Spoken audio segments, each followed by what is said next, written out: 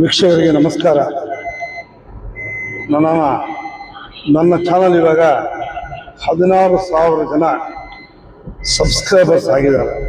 ಅವರೆಲ್ಲ ನಾನು ಪೂರ್ವಕ ಧನ್ಯವಾದಗಳು.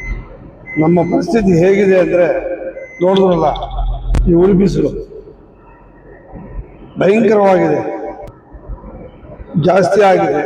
ಬಿಸಿಲು ವಿಪರೀತವಾಗಿ ತಾಪ ಹೆಚ್ಚಾಗ್ತಾ ಇದೆ.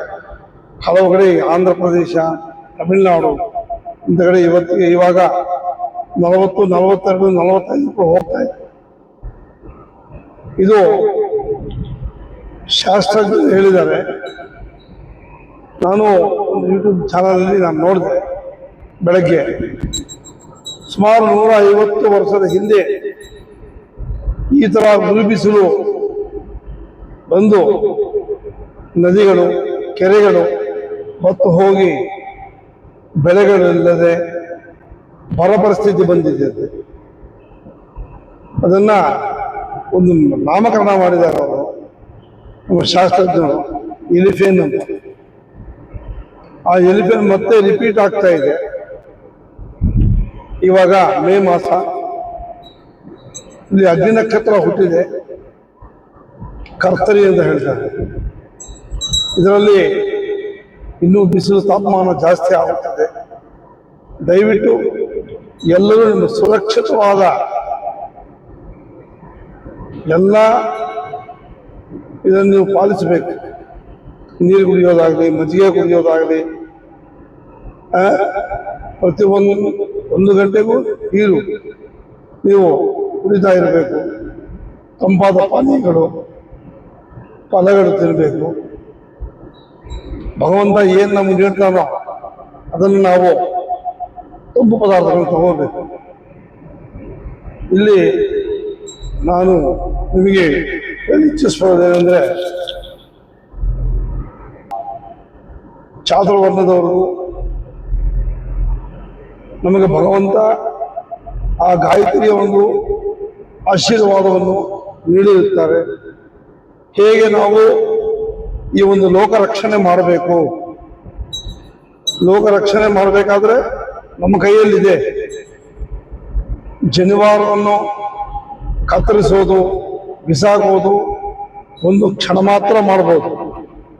ಆದರೆ ಆ ಜನಿವಾರಕ್ಕೆ ಇರೋ ಒಂದು ಶಕ್ತಿ ಏನಂದರೆ, ಇಂತಹ ಬರ ಪರಿಸ್ಥಿತಿಯನ್ನ ನಾವು ತಪ್ಪಿಸಬಹುದು.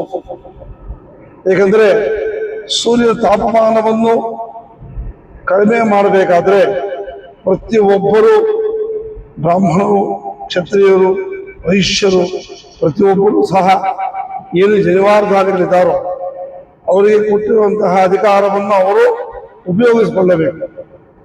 ಒಂದು ಸಂಧ್ಯಾ ವಂದನೆ, ಒಂದು ಅರ್ಘ್ಯ ಪ್ರದಾನ ಬಿಡಬೇಕು. ಪ್ರತಿದಿನ ಬೆಳಗ್ಗೆ 6 ಗಂಟೆಗೆ ಸೂರ್ಯನಿಗೆ ಅರ್ಘ್ಯವನ್ನು ಬಿಡಬೇಕು.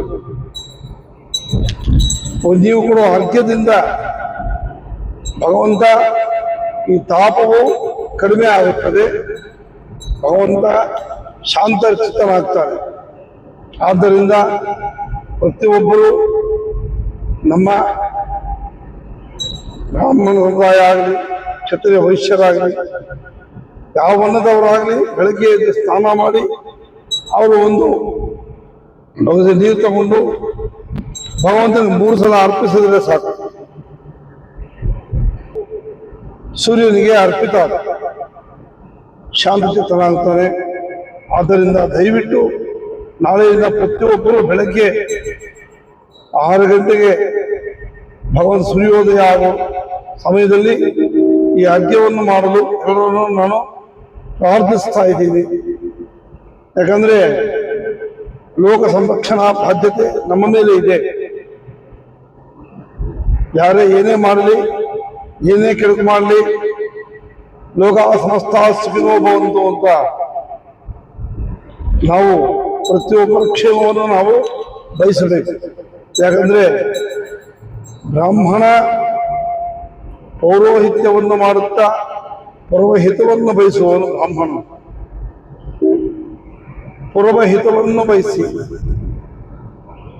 ರಾಜಾದಿರಾಜಗಳು, ಚಕ್ರವರ್ತಿಗಳು ಯಾಕೆ ಬ್ರಾಹ್ಮಣರನ್ನು ಆಶ್ರಯಿಸಿ ಯಜ್ಞ ಯಾಗಾದಿಗಳನ್ನು ಇಂತಹ ಹೊರ ಪರಿಸ್ಥಿತಿ ಬರಬಾರದು ಅಂತ ಯಾವುದೇ ಒಂದು ಸಂಕಟಕ್ಕೆ ಪ್ರಜೆಗಳು ಈಡಾಗಬಾರದು ಅಂತ ಅವರು ಬ್ರಾಹ್ಮಣರ ಕೈಯಲ್ಲಿ ಜಪತಪಾದ ಅನುಷ್ಠಾನಗಳನ್ನು ಮಾಡಿಸ್ತಾ ಇದ್ದಾರೆ. ಆದ್ದರಿಂದ ಪ್ರತಿಯೊಬ್ಬರು ಈ ಒಂದು ಏನು ಹೊರ ಪರಿಸ್ಥಿತಿ ಬರುತ್ತೆ ಅಂತ ಶಾಸ್ತ್ರಕ್ಕೆ ಹೇಳ್ತಾ ಇದ್ದಾರೋ ಅದನ್ನು ತಪ್ಪಿಸ್ಬೇಕು. ಅದನ್ನು ತಪ್ಪಿಸೋಕ್ಕೆ ನಾವು ನಮ್ಮ ನಿತ್ಯ ಕರ್ಮವನ್ನು ದಯವಿಟ್ಟು ಪ್ರತಿಯೊಬ್ಬರು ಮಾಡಿ. ಏನೊಂದು 10 ನಿಮಿಷ ಸಂಧ್ಯಾ ವಂದನೆಯಲ್ಲಿ ನಾವೇನು ಮುಳುಗೋದಿಲ್ಲ. ಹಾಗಾದ್ರೆ ಒಂದು ಮೊಬೈಲ್ ನೋಡ್ಕೊಂಡು ಕೂತ್ಕೊಂಡ್ರೆ 1 ಅವರ್ ಕೂತ್ಕೊಂತೀವಿ, ಸೀರಿಯಲ್ ನೋಡ್ತಾ ಇದ್ರೆ 2 ಅವರ್ ಕೂತ್ಕೊಂತೀವಿ. ಸುಮ್ಮನೆ ನಾವು ಸಮಯವನ್ನು ವ್ಯರ್ಥ ಮಾಡ್ತೀವಿ. ಅದರಲ್ಲಿ ಸಂಧ್ಯಾ ವಂದನೆ ನಿತ್ಯಕರ್ಮ, ಈ ಒಂದು ನಿತ್ಯಕರ್ಮದಲ್ಲಿ ಅರ್ಘ್ಯ ಪ್ರದಾನ ಬಹುಮುಖ್ಯವಾದದ್ದು. ದಯವಿಟ್ಟು ಪ್ರತಿಯೊಬ್ಬರು ಪಾಲಿಸಬೇಕಂತ ನಾನು ನಿಮ್ಮನ್ನ ಕಳಕಳಿಯಾಗಿ ಪ್ರಾರ್ಥನೆ ಮಾಡ್ತಾ ಇದ್ದೀನಿ. ನಮ್ಮ ಓಂ ನಮಃ ಶಿವೋಹಂ ಚಾನೆಲ್ನ ಸಬ್ಸ್ಕ್ರೈಬ್ ಮಾಡಿ. ನಮ್ಮ ಚಾನಲ್ಗೂ ಸಹ ನಿಮ್ಮ ಆಶೀರ್ವಾದ ಸದಾ ಇರಬೇಕು. ಭಗವಂತನ ಒಂದು ಏನೇ ಒಂದು ಆಜ್ಞೆ ಸೇವೆ ಏನೇ ಇರಲಿ ನಮ್ಮ ಚಾನಲ್ನಲ್ಲಿ ನಾನು ತಪ್ಪದೇ ಅದನ್ನು ಆಗುತ್ತೇನೆ. ಎಲ್ಲರೂ ವೀಕ್ಷಿಸಬೇಕಾಗಿ ಪ್ರಾರ್ಥನೆ. ಹರಿ ಓಂ ಸ್ವಸ್ತಿ.